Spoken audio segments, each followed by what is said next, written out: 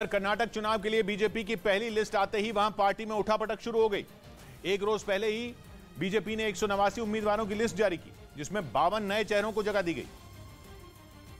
लेकिन पहली लिस्ट आते ही वहां कई बीजेपी नेताओं की नाराजगी खुलकर सामने आ गई। बेंगलुरु में बीजेपी नेता एनआर रमेश के समर्थक उनके घर के बाहर जमा हो गए। एनआर रमेश का नाम बीजेपी की पहली लिस्ट में नहीं है और इसी वजह से उनके समर्थकों ने नारेबाजी करते हुए पार्टी के खिलाफ मोर्चा खोल दिया। इसी तरह पहली लिस्ट में नाम नहीं होने से नाराज पूर्व डिप्टी सीएम लक्ष्मण सावदी ने तो बीजेपी छोड़ने का ही ऐलान कर दिया। लिस्ट आने के बाद समर्थकों के बीच मौजूद लक्ष्मण सावदी के भावुक होने का एक वीडियो भी सामने आया, जो बेलगावी की अतनी सीट से 3 बार विधायक रहे हैं। हालांकि पिछली बार वो हार गए थे, लेकिन उनको इस बार अतनी सीट से ही टिकट की उम्मीद थी। लेकिन बीजेपी ने इस सीट पर दूसरे उम्मीदवार को खड़ा कर दिया, जिसकी वजह से लक्ष्मण सावदी ने पार्टी से इस्तीफा देने का फैसला कर लिया। उनके अलावा कर्नाटक में बीजेपी के एक और बड़े चेहरे जगदीश शेट्टार की नाराजगी की भी खबरें हैं, क्योंकि उनका नाम भी बीजेपी की पहली लिस्ट से गायब है, जिसके बाद कहा जा रहा है कि वो भी पार्टी से नाराज हैं। येडियुरप्पा के करीबी माने जाने वाले जगदीश शेट्टार हुबली धारवाड़ मध्य से बीजेपी विधायक हैं। येडियुरप्पा के बाद वो लिंगायत समुदाय के दूसरे बड़े नेता माने जाते हैं और राज्य में इस समुदाय के करीब 17% वोटर हैं। 2012 से 2013 तक वो कर्नाटक के मुख्यमंत्री भी रह चुके हैं, लेकिन बीजेपी की पहली लिस्ट में इस बड़े चेहरे का नाम नहीं है। हालांकि शेट्टार की नाराजगी की खबरों के बीच ही उन्हें दिल्ली बुला लिया गया और दिल्ली पहुंचने के बाद जगदीश शेट्टार ने बीजेपी अध्यक्ष जेपी नड्डा से मुलाकात की, जिसके बाद उन्होंने ये दावा किया कि वो कर्नाटक का चुनाव लड़ने जा रहे हैं।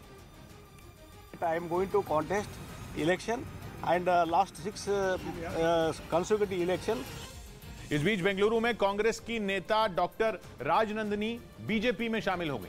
वो कांग्रेस से टिकट नहीं मिलने से नाराज थी और इसीलिए उन्होंने बीजेपी में आने का फैसला किया। डॉक्टर राजनंदिनी ने कर्नाटक के पूर्व मुख्यमंत्री बीएस येडियुरप्पा की मौजूदगी में पार्टी की सदस्यता ली। I think I would like to work for this party. I am a worker. BJP में शामिल हुई डॉक्टर राजनंदिनी कर्नाटक के पूर्व विधानसभा स्पीकर कागड़ू तिम्मप्पा की बेटी हैं।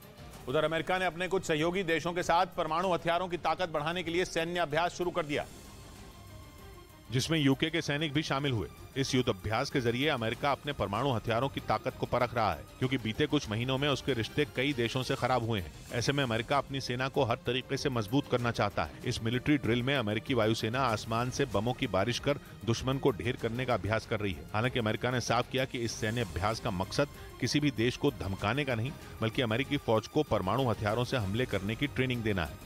इधर प्रधानमंत्री नरेंद्र मोदी ने राजस्थान को वंदे भारत ट्रेन की सौगात दी। उन्होंने वीडियो कॉन्फ्रेंसिंग के जरिए वंदे भारत ट्रेन को हरी झंडी दिखाई, जिसके साथ ही राजस्थान को पहली वंदे भारत ट्रेन की सौगात मिली। ये ट्रेन राजस्थान की टूरिज्म इंडस्ट्री को भी बहुत मदद करेगी।